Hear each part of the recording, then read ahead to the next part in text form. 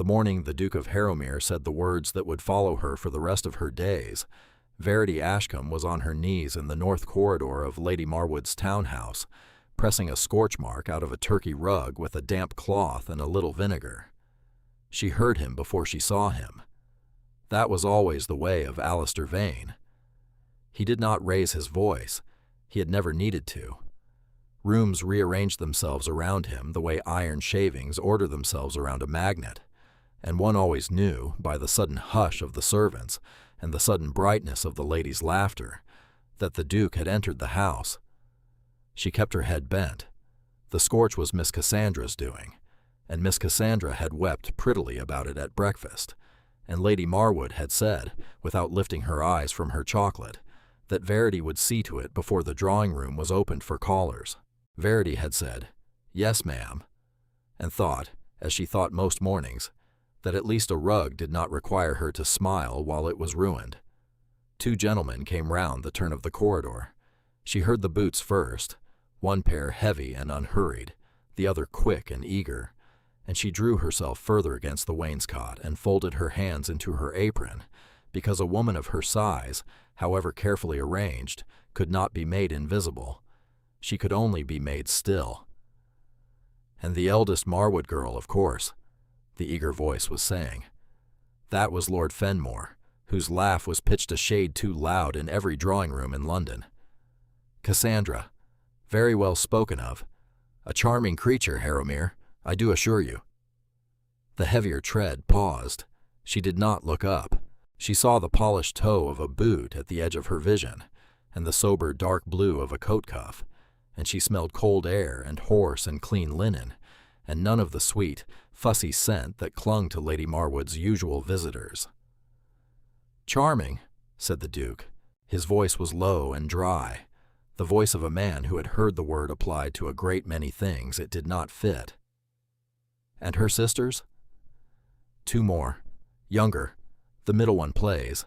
And there is—" Lord Fenmore's voice dropped to the confidential register that men used when they believed a woman on her knees could not hear them, or could not understand them if she did. "There is another, a cousin, poor relation, taken in by Lady Marwood out of Christian feeling. Ashcombe, Verity Ashcombe, big poor thing. You would not credit it, sister to a beauty like Cassandra by blood, though half a cousin only. Runs the house, they say. Never at table when there are guests. I pity whoever weds her, if any man ever does." She kept her hands in her apron. She kept her face composed. She had trained herself, over 11 years in this house, to feel nothing visibly when a stranger's voice discussed her body in a corridor, as though she were furniture whose upholstery had unfortunately swelled with damp. There was a silence. She thought, later, that the silence was the beginning of everything, though she did not know it then. She had known many silences after such remarks. They were mostly the silence of agreement. This one was not. "I pity whoever weds her," the Duke said at last, in the same low, dry voice. "If any man is ever fool enough to feel pity where none is wanted." Lord Fenmore laughed too loudly. Just so. A lifetime of ledgers, Harrowmere. Not for you and me." "No," said the Duke, "not for you." And they moved on, and she heard the drawing-room door open and the flutter of Cassandra's laugh rising up like a startled bird, and Verity looked down at the scorch mark on the rug and pressed the cloth against it, and thought, quite calmly, that at least she had not looked up. She had trained herself in that too. I pity whoever weds her. The bare words sat in her chest, like a stone dropped into still water, and it took her some little time to notice that the water had gone on being still. She was 26. She had heard worse. She had heard it from her aunt at the breakfast table on the morning of her 20th birthday, and from a curate who had thought himself kindly, and from the mercer's boy who had not thought at all. She was a large woman, and the world had long since told her what that meant, and she had long since decided that what the world said was not required to become what she believed. Still, she pressed the cloth. The scorch faded a little. Not enough. Now, child, you must understand a thing about the Duke of Harrowmere before we go further, because otherwise what follows will not sit right in your ear. He was a widower of 2 years, and his wife had been by all accounts a bright, generous woman whom he had loved in the quiet, unshowy manner of men who do not know how to say such things and do not attempt to learn. She had died in a fever one November, and he had come out of that November a colder man than he had gone into it, and had gone home to his estate at Harrowmere with a 5-year-old daughter who had stopped speaking on the 3rd day of her mother's illness and had not spoken a full sentence since. He had come to town that spring only because his solicitors had told him he must, and his sister-in-law had told him he must, and his aunt, the Dowager Countess of Blackmore, had told him he must, and he had discovered, on arrival, that what they meant by must was that he must find a wife by the end of the season, or lose the guardianship of his own daughter to his late wife's brother, Mr. Crispin Whitlock, who had lately filed a petition of concern with the Court of Chancery on the grounds that a grieving widower with a hollow house was no fit guardian for a silent child. He had listened to the solicitors with the expression of a man who had inherited more debts of feeling than of money, and had discharged both badly. Then he had gone to call on Lady Marwood, because Lady Marwood was said to have a well-spoken daughter of marriageable age, and because he did not particularly care which well-spoken daughter, so long as she would sit at the head of his table and be respectable in the eyes of a court. But men are slow, child, and dukes are slowest of all, and grief makes fools of the cleverest of us. He did not know, kneeling on that rug behind him in her gray stuff gown, that he had just walked past the only person in the house whose opinion would come to matter to him. He would find out by week's end. She was in the linen room folding pillow slips when Lady Marwood found her that evening. Her aunt did not come to the linen room. The linen room was a place her aunt believed in the way she believed in the boiler, as an object in the basement that need not be visited so long as it did its work. But there she was in the doorway, in her lilac silk, holding a folded card between 2 fingers like a piece of evidence. Verity. Ma'am, the Duke of Harrowmere has sent his compliments and requests an interview tomorrow morning at 10 o'clock. Verity did not stop folding. She had been folding pillow slips for a great many years, and her hands had ceased to require her attention. With Cassandra, ma'am. Lady Marwood's mouth thinned. With you. The pillow slip in Verity's hands went still. There is some mistake, ma'am. I have no doubt of it, said Lady Marwood, with the particular chill she reserved for occasions when the world had failed to arrange itself as she required. Nevertheless, he has asked for you by name, and he is a duke, and you will receive him in the small parlor, and you will not detain him. And when he has gone, we shall discover what strange fancy has moved him, and correct it. You will wear the green muslin. It is the least bad thing you have. She turned to go, then turned back. Verity, whatever he says, you will not embarrass this house. No, ma'am. He is not for you. No, ma'am.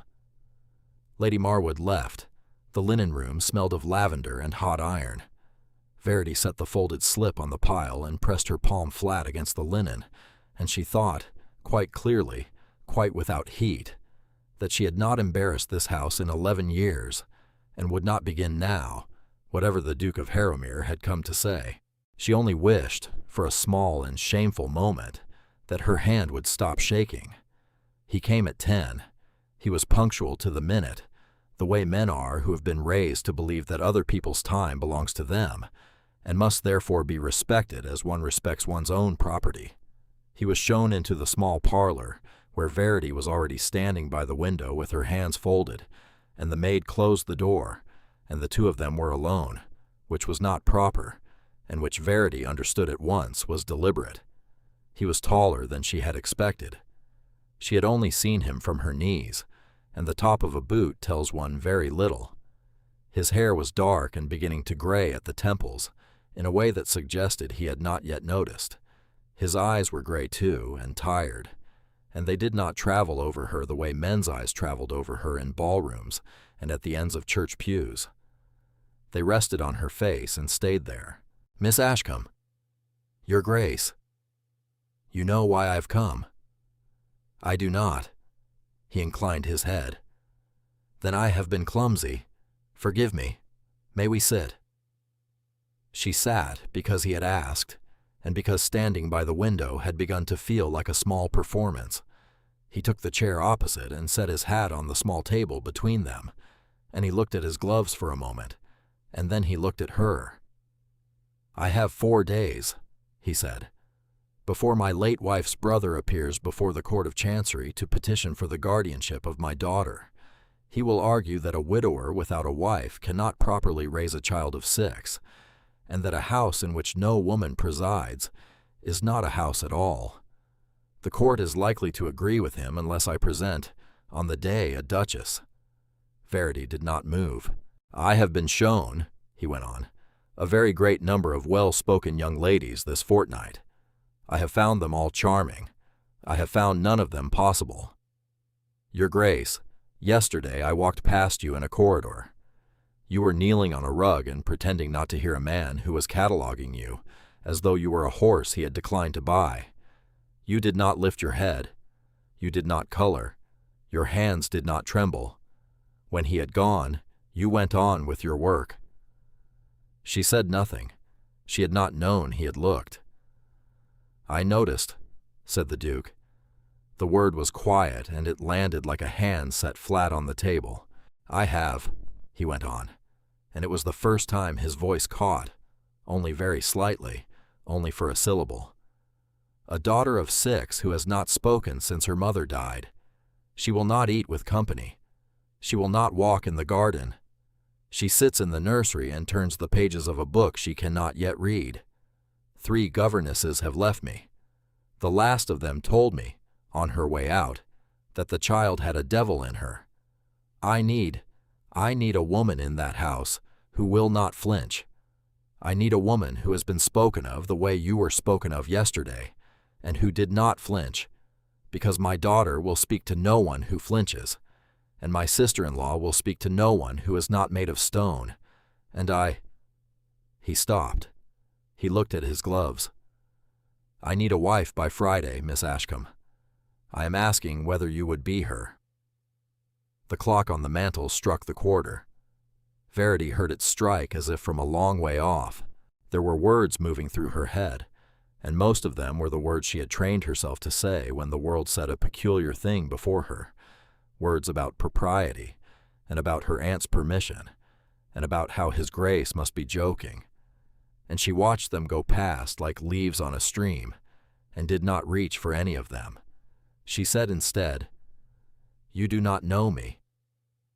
"No," he said, "that is true. You have chosen me because I did not weep on a rug. I have chosen you because you were the only woman in this house yesterday who behaved as though she possessed herself. And if I were to disagree with your assessment?" He almost smiled. It was a very small movement of the mouth, and it did not reach his eyes, but she saw it. "Then I should be obliged to you for correcting me, and I should still be a man who needs a wife by Friday." Verity looked at her own hands. They were large hands, capable, red at the knuckles from the vinegar. She had never thought of them as Duchess's hands. She was not certain such a thing existed. "Your Grace," she said, "before I answer anything, you will tell me the truth, all of it. I do not bargain with half a story." "That is fair." "Your daughter's name?" "Rosalind." "Her age?" 6 years and 2 months. "The name of the governess who called her a devil?" He paused. "Mrs. Grimsby." "And you dismissed her?" "On the spot, without reference." "Good." She lifted her eyes. She met his. She discovered, somewhat to her own surprise, that she was not afraid of him at all. "Your Grace, I will not enter your house as decoration. I will not be ignored until needed. If I am to be your wife on Friday, I will have authority in your nursery from the hour I arrive, and no relative of yours, not your aunt, not your sister-in-law, not your dead wife's brother, will countermand me in front of a servant. If your daughter's mother is remembered in that house, she will go on being remembered. I will not enter as a replacement, and I will not permit anyone to say that I am one, and I will not permit anyone, ever, to say to that child that another woman is her mother now. Am I plain? You are plain. You will tell your household, before I set foot in it, exactly what I am. A wife by contract, married in haste for the child's sake, and to be treated as the mistress of that house from the first minute. If you have wit enough to tell them softly, so much the better. But you will tell them. I will. And you will not, she said, and here her voice did drop, only a little. You will not pretend to me that you feel more than you feel. If gratitude comes, I will take gratitude. Do not offer me anything else you do not mean. He was quiet for a long moment. Miss Ashcombe, he said, I am not in the habit of offering what I do not mean. It has been my particular failing, in fact, that I have offered rather less than I mean, and rather too late. She did not know what to make of that. She filed it away as she filed most things, to be examined later, alone, by candle. Then yes, she said, I will marry you on Friday. He rose. He picked up his hat. He stood a moment looking down at her, and she saw him take in, not her body, not her size, not the green muslin that was the least bad thing she had, but her face, only her face, as though he were memorizing it against some future need. Miss Ashcombe, he said, thank you. You have not yet spoken to my aunt. No, he said, I shall enjoy that considerably less. And there, for the first time, she almost smiled. He had, as it turned out, spoken to her aunt already. He had spoken to her aunt at 9 o'clock, in the drawing-room, with Lord Fenmore looking on in a state of paralyzed astonishment, and he had told her aunt in the flat, unadorned sentences of a man who was accustomed to being obeyed, that he intended to marry Miss Verity Ashcombe on Friday morning at St. Bartholomew's, that the license had been obtained, that the settlement had been drawn, and that Lady Marwood might send her cousin's boxes to Harrowmere House by the evening carriage, or he would send his own men to fetch them, whichever she preferred. Lady Marwood had preferred neither. She had preferred a private word with him, and had not been granted it. She had preferred to speak first to her cousin, and had not been granted that either. She had been granted the news that he would see Miss Ashcombe at 10, and had had precisely 50 minutes to compose the face with which she brought the folded card to the linen room. By nightfall the news had run through half of Mayfair. By morning the other half had it. By breakfast Friday the church was quietly packed with people who had been given no invitation, and had come anyway, because the Duke of Harrowmere, who was said to have said in a corridor 2 days earlier that he pitied whoever wed the Marwoods' fat cousin, had, apparently, become that man himself. Cassandra wept in the pew, whether from disappointment or relief was not clear, and no one had the courage to ask her. Lady Marwood sat like a woman at a funeral. Lord Fenmore sat further back and looked as though he had, quite unaccountably, swallowed something too large. Verity came up the aisle in a plain ivory gown that had been made in one day by 3 seamstresses, working through the night at the Duke's expense, and it fit her, which was not a thing she was accustomed to. Her hair had been dressed simply. She wore her mother's small pearl at her throat. She did not look at the pews. She looked at him. He was standing at the altar in dark blue, with his hands at his sides, and when she reached him he said, very low, so that only she could hear, "You came." She said, equally low, "You doubted me?" "I doubted the world," he said. The vicar cleared his throat and began. He put the ring on her finger, and it was slightly too large, and she felt him notice it, and she saw him fix the fact in his head to be corrected. He said his vows plainly. She said hers the same way. He did not kiss her before the congregation, because they had not agreed to that, and he was a man who did not take what he had not been given. He offered her his arm instead, and she took it, and they walked out together through the murmuring pews into a spring morning that smelled of hawthorn. I pity whoever weds her. The bare words had followed her up the aisle. She had heard them at every step. She discovered, halfway down again on his arm, that they had begun to loosen at the edges. Not to leave. She was not fool enough for that.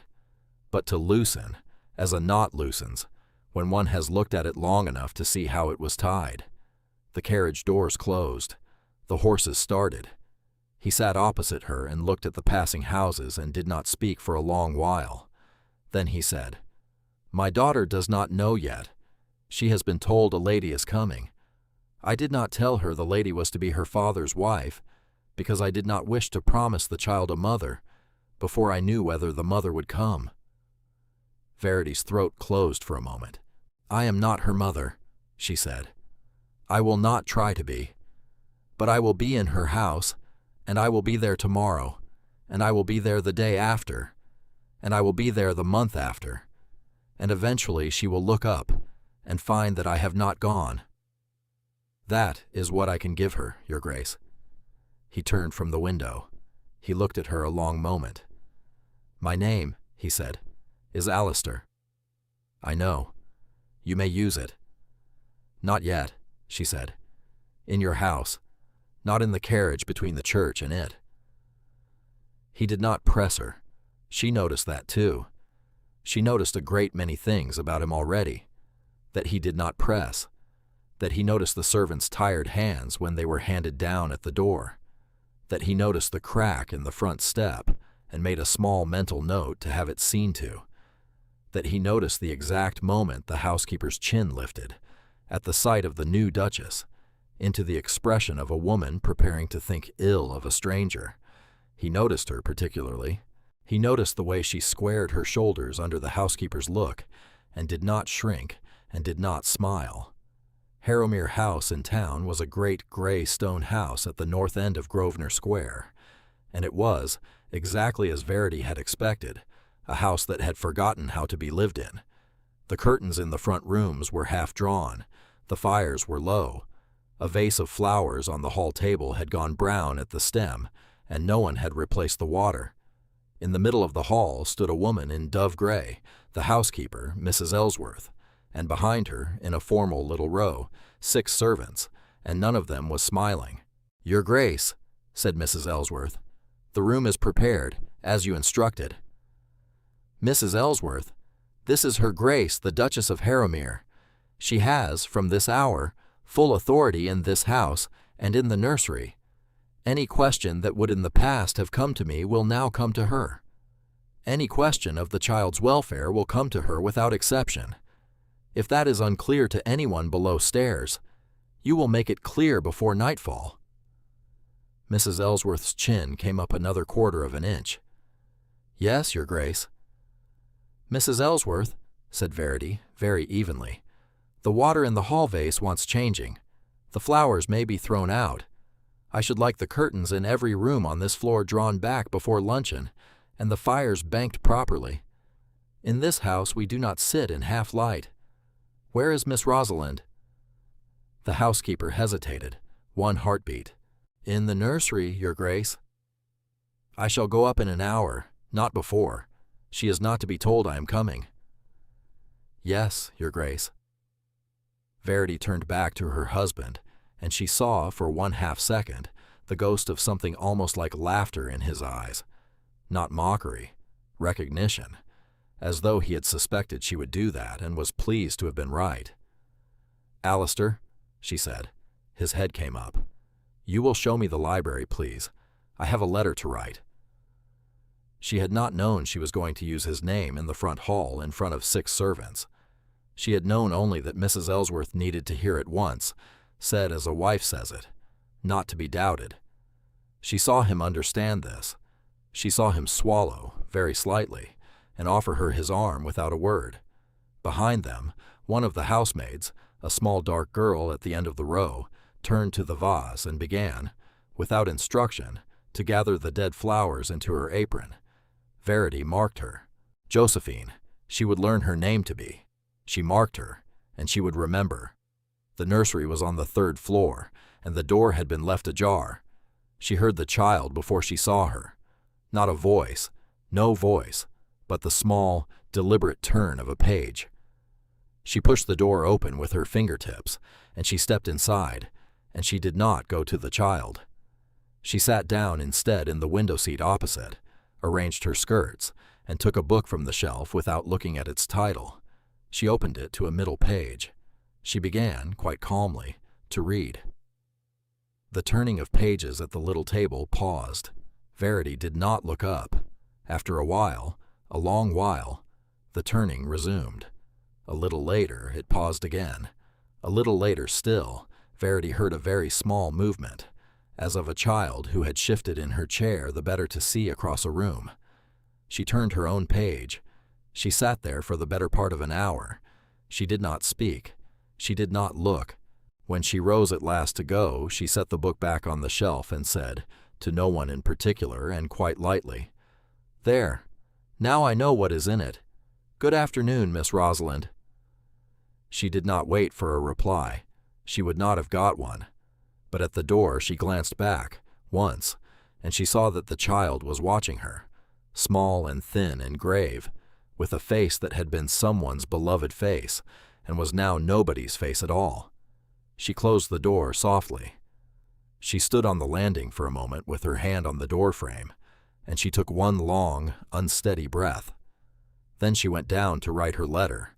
She wrote it in the library, on the Duke's paper, with the Duke's pen, at the Duke's great mahogany desk, and she wrote it to her sister, half-sister, Cassandra, and it said only that she was well, that she hoped Cassandra was also well, that Harrowmere House was a very fine house, and its housekeeper very correct, and that if Cassandra should ever wish to call, she would be received with kindness. She sealed it with a wafer. She rang the bell. She gave it to a footman. Then she sat at the desk with her hands flat on the wood, and she looked at the room, and she thought, with a peculiar small ache under her ribs, that this was now her house, and that she did not yet believe it, and that not believing it would not stop it from being true.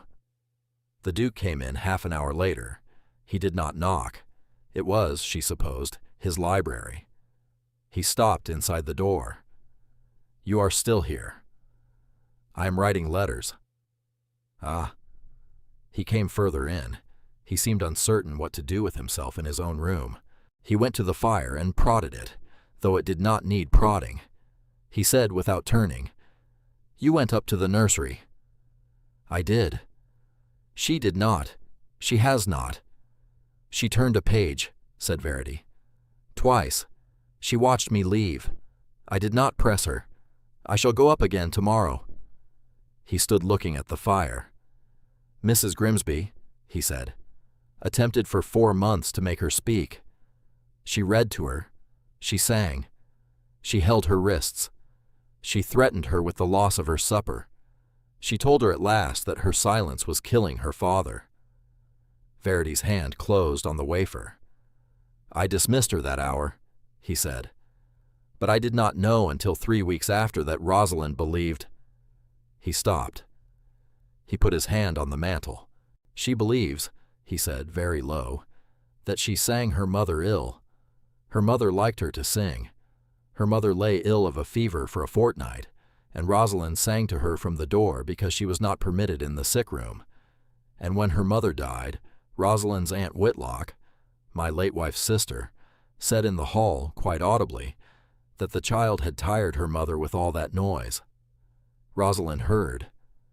Rosalind has not sung since. Rosalind has not spoken since. Rosalind believes her own voice is a poison." Verity sat very still. "Mrs. Grimsby knew this?" "Mrs. Grimsby was informed by the aunt, and Mrs. Grimsby, in her wisdom, believed the way to cure the child was to make her speak in defiance of the fear. She spent 4 months trying to make my daughter poison herself out of obedience to a governess. When I understood, I turned her out of the house in her bonnet without her wages." "Good," said Verity again. He looked at her. "You will not tell my daughter," she said quietly, "that her voice did not tire her mother. You will not tell her that her aunt was cruel. You will not tell her anything about it at all. She will not believe you. She has believed the other thing too long." "Then what?" "She will hear singing in this house," Verity said. "Mine, the maid's. Yours, if you can be persuaded. She will hear it every day, and no one will die of it, and no one will fall ill of it. And one morning, in a year perhaps, or two, she will open her mouth in her own time. That is the only cure I know for a lie of that shape. You cannot argue a child out of it. You can only outlast it." He looked at her a long time. She could not read his face. She thought, briefly and with a small pang, that perhaps she had spoken too plainly, that he had wanted advice more delicate. And then she thought, no, he had not. He had wanted this precisely. "Verity," he said. It was the first time he had used her name. "Yes." "Thank you." "You are welcome, Alistair," she said. The fire cracked. He turned back to it. She looked down at the letter under her hand. She thought that she had been in this house 4 hours, and that she had already changed one small thing that would not, perhaps, be changed back. She was wrong about how small. The next days were quiet. She had not expected them to be quiet. She had expected Mrs. Ellsworth to attempt a small mutiny of the linens or the accounts. She had expected the aunt from Blackmore to descend within the week with lace and disapproval.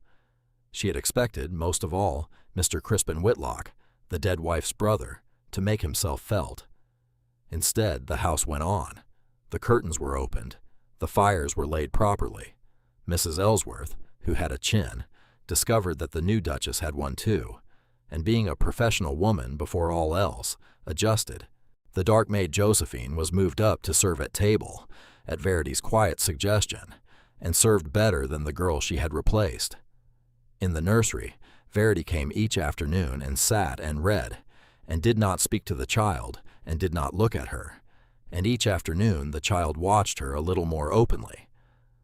On the 4th day, Rosalind moved her chair a little nearer to the window seat.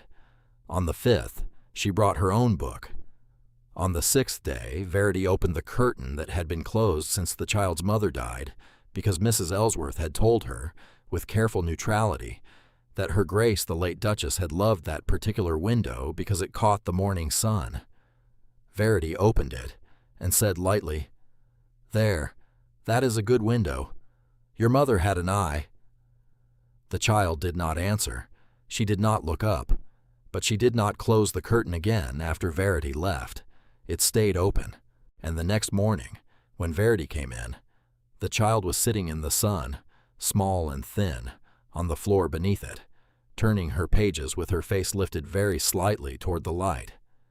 Verity's throat closed. She did not comment. She sat down in the window seat and took her book.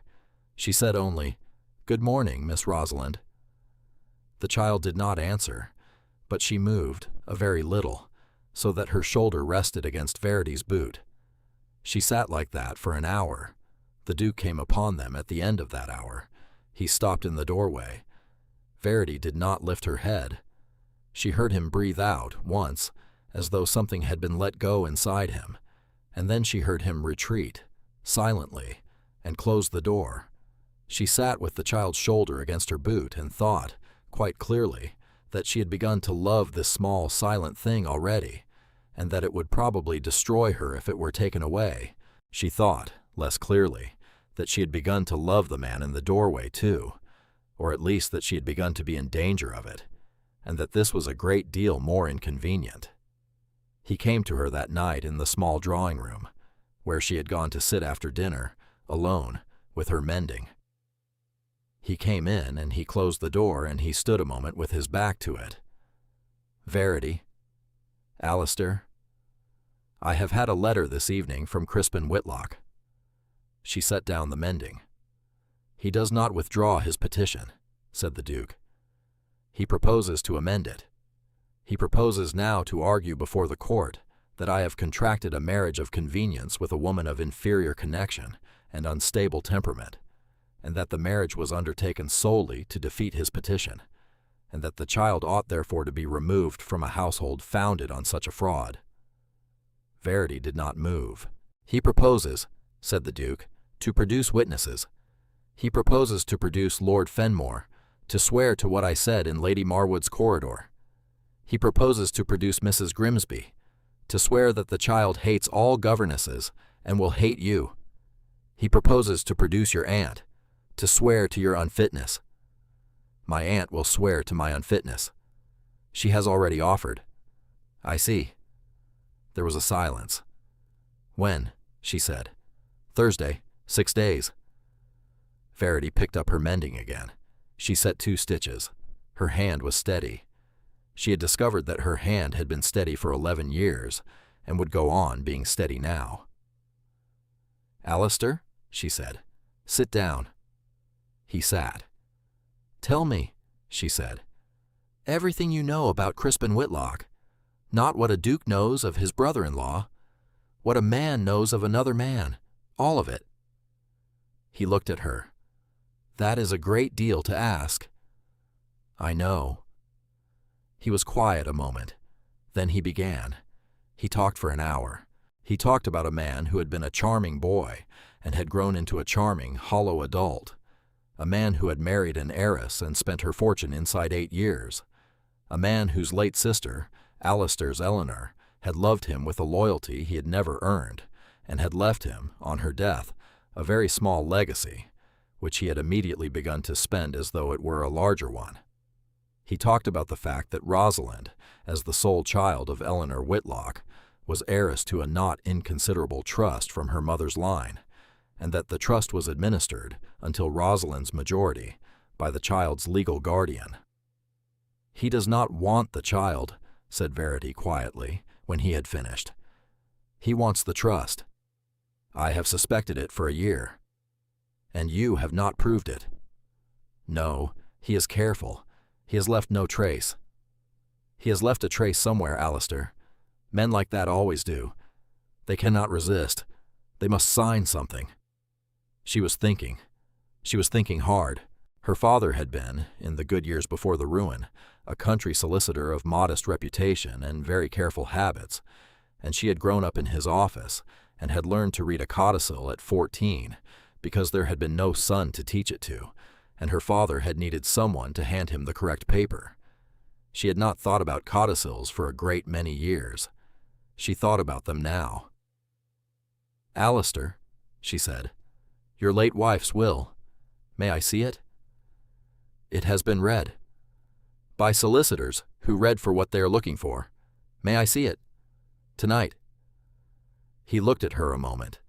Then he rose and went out and came back a quarter of an hour later with a leather folder, and he laid it on the small drawing-room table between them without a word.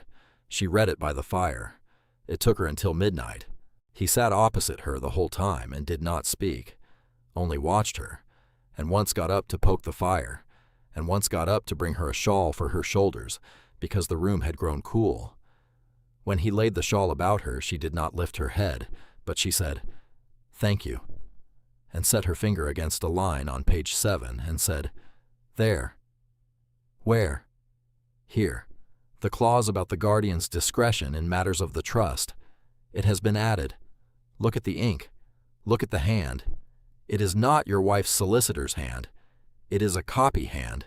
A good one, but a copy.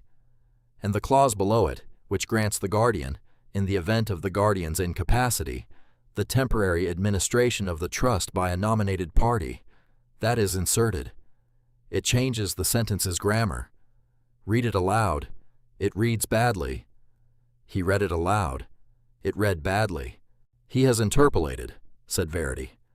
"Not much. Enough.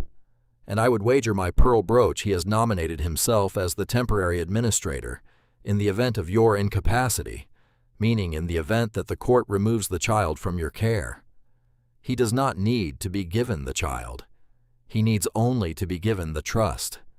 And this clause, read in its interpolated form, makes that gift almost automatic once you are removed." The Duke sat very still. "How certain are you?" "Certain enough to hang him," said Verity, and hurt herself, and pressed her lips together. He looked at her a long, long moment. Then, quite unexpectedly, he laughed. It was a low, tired, astonished laugh, and it was, she realized, the first time she had heard him laugh at all. "Verity Vane," he said, "if I had known when I stood in that corridor—" "You did not," she said. "That is the point. Nobody ever does." He rose. He came round the table. He stopped in front of her chair. "May I—" "Yes," she said, before he had finished the sentence, because she knew what he was going to ask, and because she had been waiting 6 days, and because whatever this was, she had decided, on the 6th afternoon with a small shoulder against her boot, that she was not going to be careful about it. He bent. He took her face in both hands, quite gently, as a man handles something he has been afraid of dropping, and he kissed her forehead, once, and then, very lightly and very briefly, her mouth. He stepped back. She could not read his face. She thought she did not need to. "Go to bed," he said. "I shall need you tomorrow. We have a great deal to do." She went to bed. She did not sleep for 2 hours. When she did, she slept as she had not slept in 11 years. They had 4 days. They used them. He rode at dawn to the offices of his own solicitor, Mr. Hartwell, and Mr. Hartwell rode to the offices of the late Duchess's solicitor, Mr. Pemberton, and Mr. Pemberton, on being shown the folder and the interpolated clause, went white and sat down. Mr. Pemberton had not written that clause. Mr. Pemberton knew who had. Mr. Pemberton had, 4 months earlier, taken on a junior clerk who had come with excellent references from a chambers Mr. Pemberton had not troubled to check, and the junior clerk, who was named Mr. Reginald Stratton, had been dismissed 6 weeks later on suspicion of pilfering wax, and had left town, they had believed, for the North. He had not left for the North. He had left for the household of Mr. Crispin Whitlock, where he was now the private secretary. Mr. Pemberton, on hearing this, sat down again. Meanwhile, Verity did the other work. She wrote, carefully, in her own small, clear hand, to 3 women. She wrote to the Dowager Countess of Blackmore, Alistair's aunt, whom she had never met, and who was said to be terrifying, and she said in her letter that she was Alistair's wife by 4 days' standing, that a threat had been brought against the guardianship of Rosalind, and that she requested the honor of an interview at her ladyship's earliest convenience. She wrote to Mrs. Ellsworth's sister, who was housekeeper in the Whitlock establishment. Verity had learned in the first days that Mrs. Ellsworth had a sister there, and had made a note of it. She wrote to Josephine, the dark maid, and asked her to come to the small drawing-room after dinner. The Dowager Countess came on Tuesday afternoon in a black bombazine and a face of granite, and Verity received her in the small drawing-room, and did not offer her tea, because she understood, at once, that this was a woman for whom offered tea was an insult. The woman would send for it herself if she wanted it. The Dowager sat. She looked at Verity for a long time. She said at last, "You are not what I was told." "I never am. I was told a great many unflattering things by a great many people who ought to know better. My nephew, however, tells me, not in so many words, my nephew never uses words when a silence will serve, that he trusts you. It is a thing I have not seen him do since Eleanor died. I am consequently prepared to sit in your drawing-room and drink your tea and to be persuaded. Ring the bell." Verity rang the bell. She told the Dowager everything, about the interpolated clause, about Reginald Stratton, about the petition and the 4 days, about Rosalind and the curtain and the shoulder against her boot. The Dowager listened without moving. When Verity had finished, the Dowager said, "The Whitlock woman, Alistair's sister-in-law, will be in court on Thursday. She will speak against you. She is not a bad woman. She is a weak one, and her brother has always frightened her. Bring me to her tomorrow morning at 11. I shall speak to her, and she will not appear on Thursday. Your ladyship, do not thank me, girl. I did nothing for Eleanor when she needed doing for. I shall do it for Eleanor's child. That is the whole of it." She rose. She paused at the door. She turned. "Duchess," she said. Verity's head came up. "That is the first time," she said carefully. "Anyone has called me that." "Then it is high time somebody did." She went out. The room was, for a moment, extraordinarily quiet. Verity discovered that her eyes were stinging. She discovered that she did not entirely mind. Josephine came after dinner. She stood inside the door with her hands twisted in her apron and would not sit. "Josephine?" "Your Grace?" "On my first morning in this house, I did not tell you to gather the dead flowers. You gathered them yourself. Why?" The girl's chin came up a fraction. "They were dead, Your Grace." "Yes, they were. And nobody else had noticed?" "Nobody else, Your Grace, cared to." "Josephine," said Verity, "sit down." The girl sat. "I need," said Verity, "a person in this house who will notice things and tell me what they have noticed, without fear of Mrs. Ellsworth, and without regard to what is or is not that person's business. I need a person who does not flinch. Are you that person?" Josephine looked at her a long moment. "Your Grace, my mother was in service in the Whitlock house before she married. I have a cousin there still. If you are wanting to know a thing about the Whitlocks, I can tell you a great deal that Mrs. Ellsworth does not know I know." Verity smiled, a small, tired, real smile. "Tell me," she said. "She spent Wednesday with Alistair, and with Mr. Hartwell and Mr. Pemberton, and with a copyist and a magistrate and a warrant, and by nightfall Wednesday, Mr. Reginald Stratton had been arrested at a chop house in Holborn on a charge of forgery, and had, on being told what was on offer to a man who cooperated at length and in writing. I pity whoever weds her." The bare words came to her once, that evening, as she sat by the fire brushing out her hair. They came, and they went, and they did not seem, this time, to leave any mark at all. Thursday morning, the Court of Chancery. She wore gray silk, not black. She was not in mourning, and she would not permit herself to look as though she were, and not white, which would have looked like a bride, and not the greens or blues that Lady Marwood had always chosen for her, colors that Lady Marwood had said made her look less. She wore gray silk with a plain lace collar, and her mother's pearl at her throat, and no other ornament, because she was a duchess by 4 days, and she did not need to prove it by hanging things about her neck. She sat in the front row of the court beside the Dowager Countess. Alistair sat with the solicitors. Mrs. Whitlock, the sister-in-law who had said in a hall that a child had tired her mother, was not present. The Dowager had visited her on Wednesday morning at 11, and had, whatever she had said it well. Lord Fenmore was present, and looked as though he wished he were not. Mrs. Grimsby was present, and looked as though she wished she were larger. Lady Marwood was present, in an aggressive shade of purple.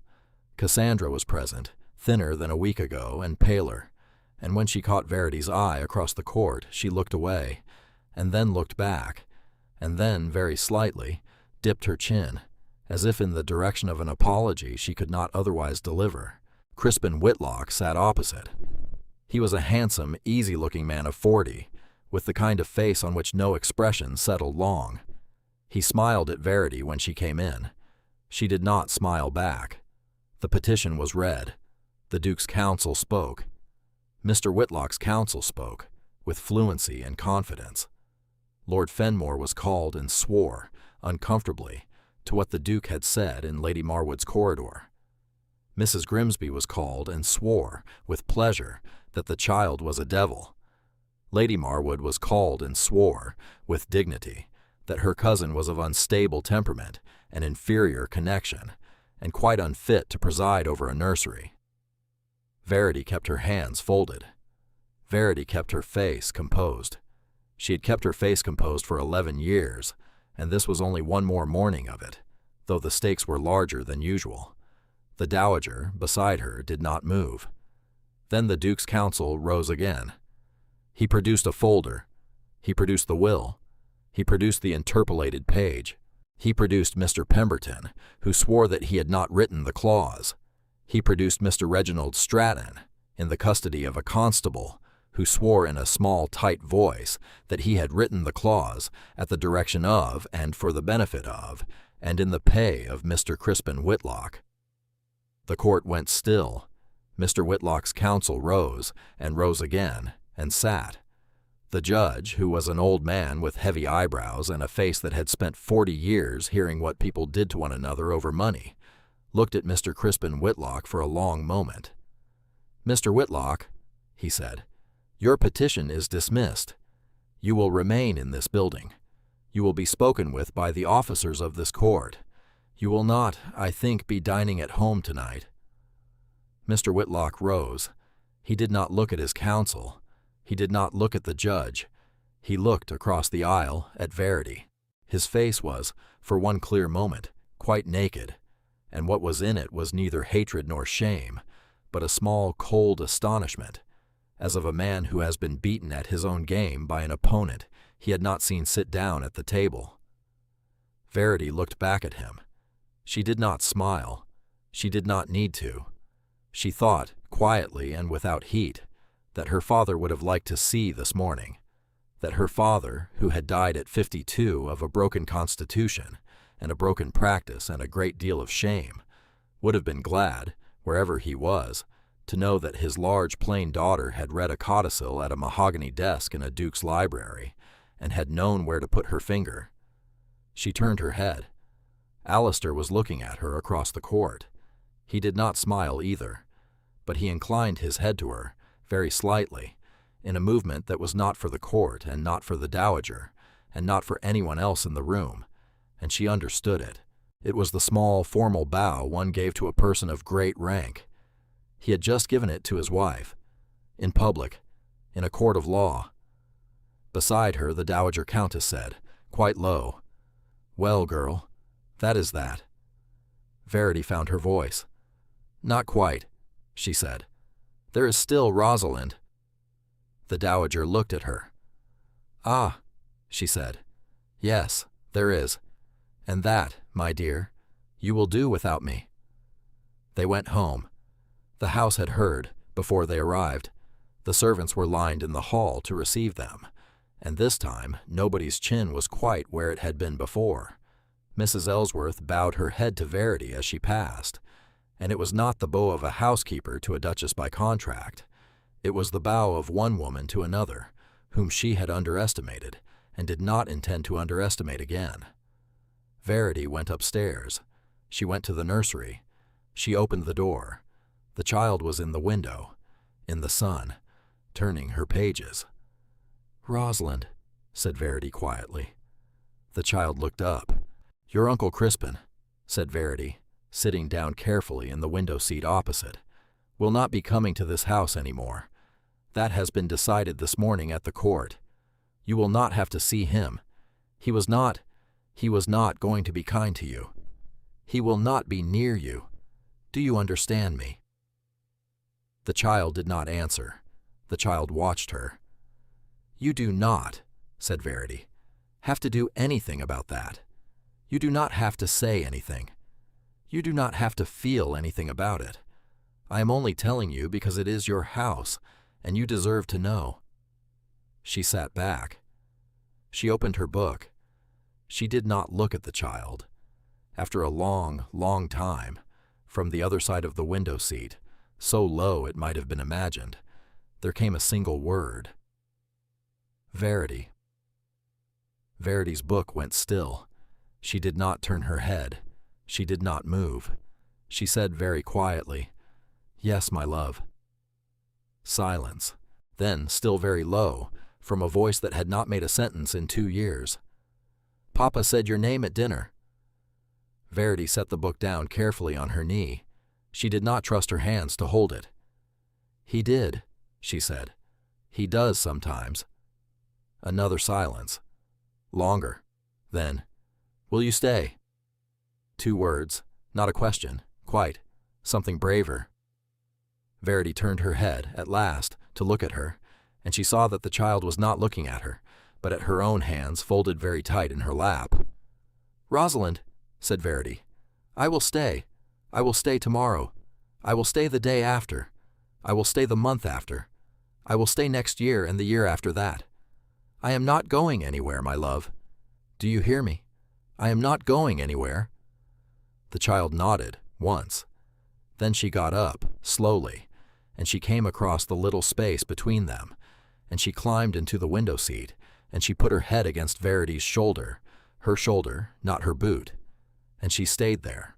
Verity, who had not embarrassed a house in 11 years, wept then, without sound, into a 6-year-old's hair. She did not tell Alistair. She did not need to. When he came up an hour later, because he had waited, because he had made himself wait, because he had understood that this was a room he was not,